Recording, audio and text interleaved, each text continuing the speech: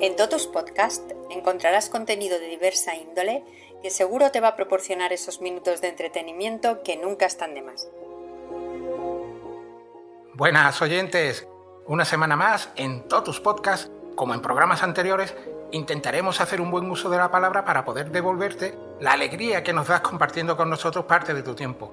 Hola, José. Hola, Antonio. A propósito, ¿sabes cómo se dice palabra en ruso? No es una de las cosas que he aprendido esta semana, lo confieso. Pues ya la vas a aprender. Se dice glagol. Pues aunque el saber no ocupa lugar y nunca te acostarás sin aprender una cosa nueva, ¿a qué viene esto? ¿Vamos a hablar de la lengua rusa en el programa de esta semana? Конечно, нет. Esta semana vamos a hablar de el glagolítico.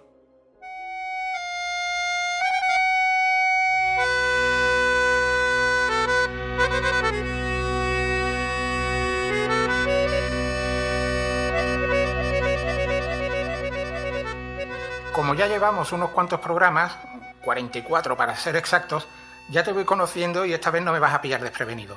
Glagol, palabra en ruso, está conectada con glagolítico. ¿Me equivoco? Para nada, querido amigo. Has hilado muy fino. De hecho, y vamos ya entrando en materia, glagola es la forma búlgara para palabra. El búlgaro y el ruso pertenecen a la misma familia de lenguas, el eslavo. Imagino que entonces glagolítico tiene que ver también algo con la palabra. Con la palabra de Dios, concretamente. Ahora sí que no te sigo. A ver, el glagolítico, también conocido como glagolitsa, no es un idioma, sino un alfabeto.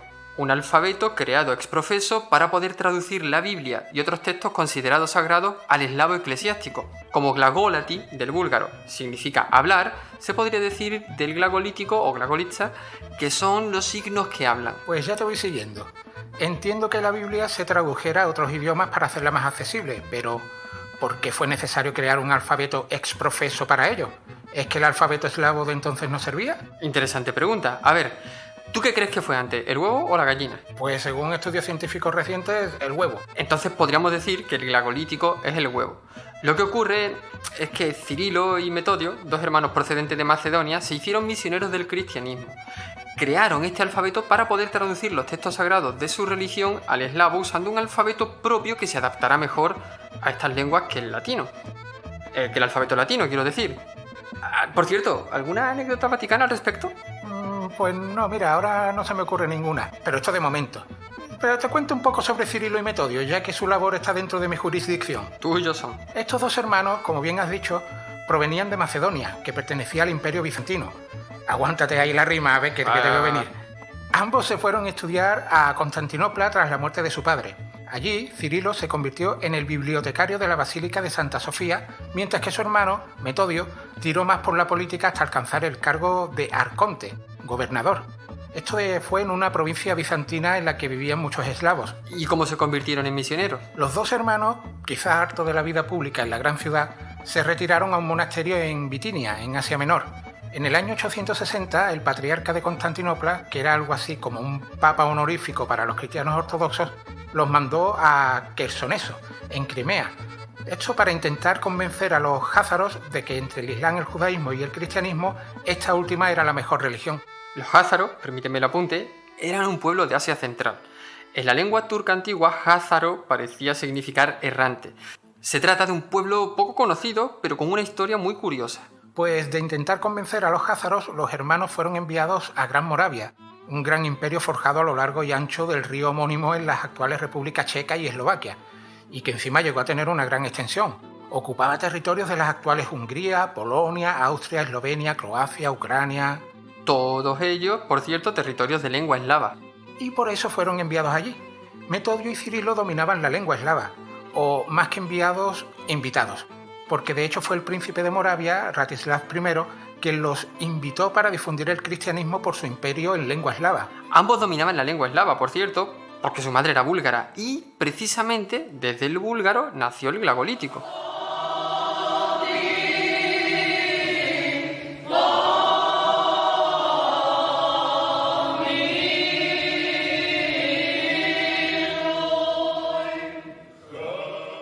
Pero José, nació el alfabeto, no el idioma. Eso es, repetimos. Glagolítico es un alfabeto, no un idioma. Un alfabeto es un sistema de escritura, es decir, son aquellos signos o símbolos que usamos para escribir un idioma. Bueno, ¿y en qué consiste este alfabeto? ¿Cómo lo inventaron? El glagolítico es un alfabeto compuesto por 41 símbolos. Estos símbolos fueron tomados de diferentes alfabetos que se usaban para escribir la Biblia, el hebreo, el copto y el griego eclesiástico principalmente. Es probable que algunos de los caracteres provinieran también del samaritano, ya que es una lengua que aprendió Cirilo en una de sus misiones. Qué curioso. ¿Puedes poner algún ejemplo?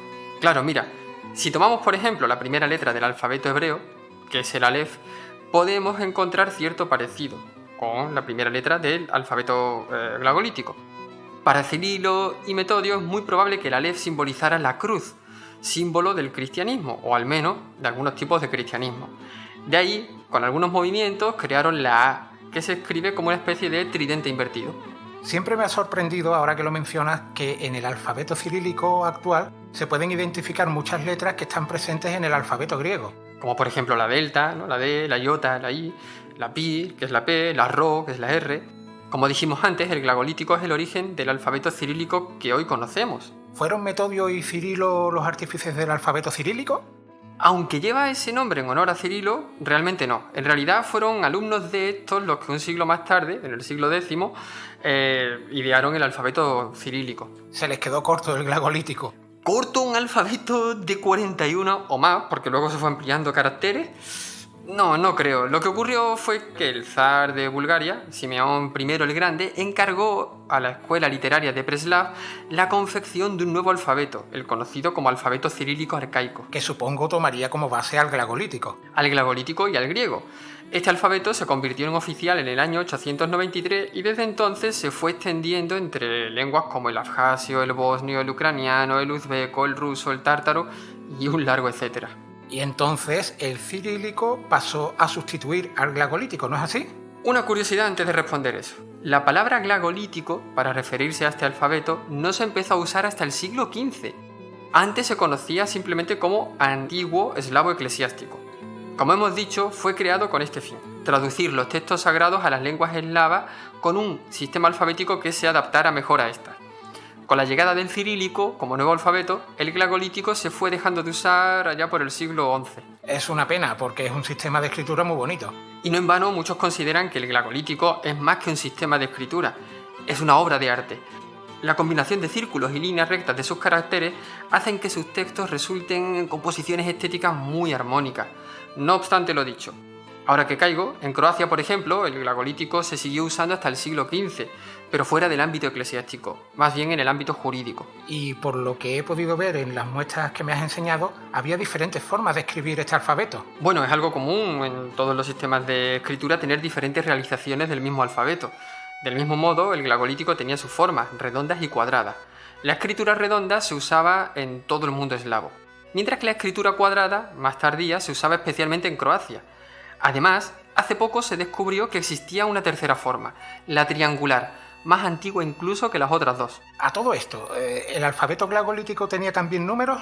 A mí siempre me ha llamado la atención que nosotros usamos los caracteres latinos, pero los números árabes. Y en el mundo árabe, el alifato, es decir, el alfabeto árabe, y los números indios.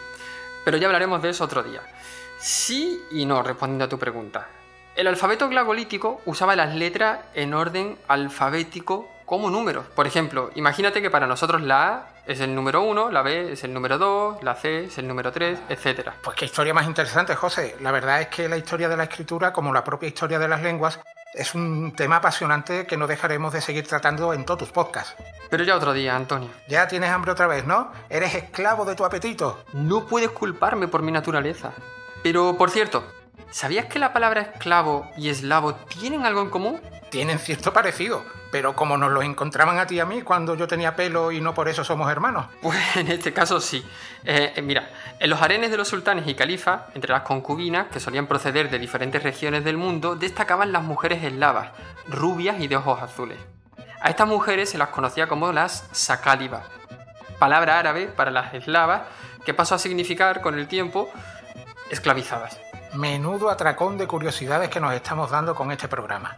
Ahora que sabemos el origen del alfabeto cirílico, que hemos conocido las maravillas del glagolítico y que hasta vemos cómo los alfabetos y lenguas del mundo se mezclan y bailan entre sí, Le damos a la palabra más valor si cabe del que ya le dábamos. Los filólogos seremos pobres e incomprendidos, pero nunca pasaremos hambre. ¿Cómo siendo pobre no vas a pasar hambre? Porque me alimento de conocimiento. ¿Cómo te vas a alimentar de conocimiento, alma de cántaro? Del conocimiento que tengo para engañar a la balanza, para pesar la fruta y la verdura en los supermercados. Porque cuando intento pagar con historias como la de hoy suelen llamar a la policía. Desde luego, José, no te acompaño a comprar nunca más.